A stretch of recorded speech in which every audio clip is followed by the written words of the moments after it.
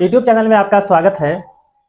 जब भी किसी भी राज्य में जब शिक्षक बहाली होती है तो एनआईएस डीएलएड का चर्चा जरूर होती है। तो आज हम एनआईएस देंगे, खास करके जो 2017 और 19 सेशन में जो एनआईएस डीएलएड हुआ है और इसके जो पहले हुआ है, तो दोनों का कोर्स में कोई अंतर नहीं है। दोनों है आपको 1400 पूर्णांक का है और दोनों जो है कि दोनों का जो पेपर है वह सेम है, सारा चीज सेम है। और दोनों का जो डीएलएड जो अभ्यर्थी थे वे अपने यहाँ से अपने वकील को नहीं रखे और अपना पक्ष नहीं रख पाए, जिसके कारण ऐसा सुप्रीम कोर्ट ने कहा कि एनआईएस डीएलएड जो 18 माह का जो है वह 2 वर्ष का जो किया हुआ उसके समतुल्य नहीं है बस। लेकिन सुप्रीम कोर्ट ये नहीं कहा कोई भी जब बीएड हो चाहे डीएलएड हो, जो भी कोई भी आपको कोर्स जब कराया जाता है तो उसमें आपको सबसे पहले आपको संसद में कानून बनती है।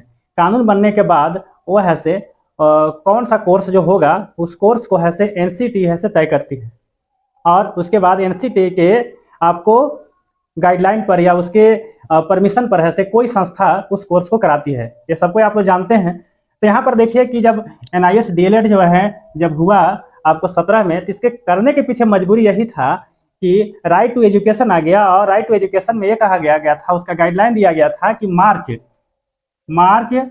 2019 तक हर शिक्षक जो सरकारी स्कूल में है चाहे प्राइवेट स्कूल में है सबको ट्रेंड होना जरूरी है।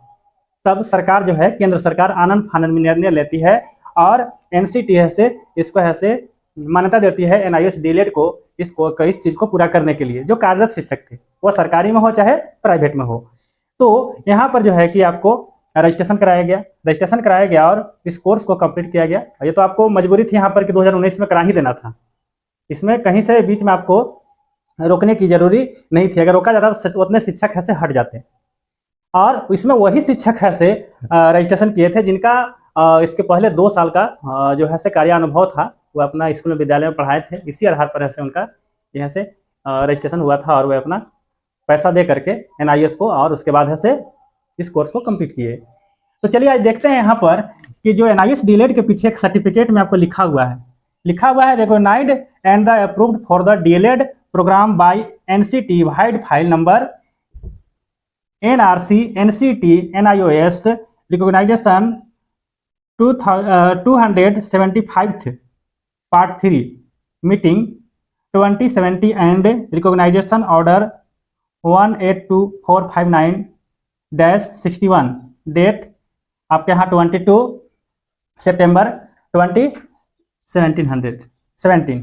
तो इस तरह से आपको जो डेट दिया हुआ है यहाँ पर आप स्क्रीन में देख रहे हैं पूरा ये सर्टिफिकेट में लिखा हुआ। मतलब कहने का अर्थ ये हुआ कि एनसीटी इसको मान्यता दे दी है। एनआईएस डीएलएड जो 18 महीना हो चाहे 2 साल का हो, कोर्स तो वही है, मान्यता दे दी है। लेकिन सुप्रीम कोर्ट के कमेंट के आधार पर इसमें ऐसे कंफ्यूजन पैदा किया है। पिछले बंगाल भी इसमें ऐसे गया था, बंगाल सरकार भी गई थी इसमें आदेश लेने के लिए, सुप्रीम कोर्ट में भी केस चल ही रहा है वो। उसके बाद है यूपी में भी हुआ बहुत तरह के, जहाँ भी झारखंड में आपको जेटेट निकल गया है तो यहाँ भी मामला ही आएगा। अभी जेटेट में तो सभी लोग फॉर्म भर दे रहे हैं, लेकिन जब फॉर्म भरेंगे, जब इसका विज्ञापन आएगा तो आपको एनआईएस डीएलएड वाला भी फॉर्म अप्लाई करेंगे। जब अप्लाई करेंगे तो यहाँ पर मामला फंस सकता है। तो इसके पहले ऐसे यहाँ पर अभ्यर्थी को सुप्रीम कोर्ट में जाना चाहिए और अच्छी तरह से अपने बात को रखना चाहिए ताकि सुप्रीम कोर्ट के समझ में आ जाए कि दोनों सर्टिफिकेट एक है। बस उसका टाइम थोड़ा सा कम हो जा रहा है। टाइम होने के पीछे कारण है कि राइट टू एजुकेशन, लेकिन ऐसा नहीं है उनके पास। जब ठीक है 6 महीना कम हो जा रहा है लेकिन कार्यानुभव तो उसके पास 2 साल का पहले का है, तो उसको तो जो बौद्धिक कौशलता है वो तो पहले प्राप्त कर चुका है, तभी तो उसका एडमिशन यहाँ पर हुआ है ना।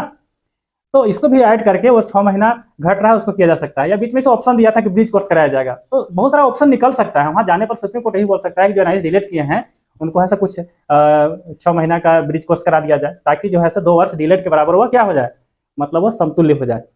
ऐसा तब होगा जब सुप्रीम कोर्ट में लोग जाएंगे। तो अब देखिए यहाँ पर जो सरकार जब निर्णय ली थी इसको, तो इसमें 2 रास्ता आपके पास है। यहाँ पर सरकार भी है और आपको एनसीटी भी है, एनआईएस भी है। अभ्यर्थी बेचारे जो हैं वो क्या किए हैं, अपना शुल्क चुकाए हैं और एनआईएस डीएलएड में एडमिशन लिए हैं और कोर्स को कंप्लीट किए हैं और काफी दिन तक इंतजार भी किए हैं। जेटेट भी आ गया है, अब क्या करें, अब तो फंस गए हैं ना, उनका एज भी तो नहीं बचा हुआ है। बहुत सारी बात इस तरह से है भाई उसमें।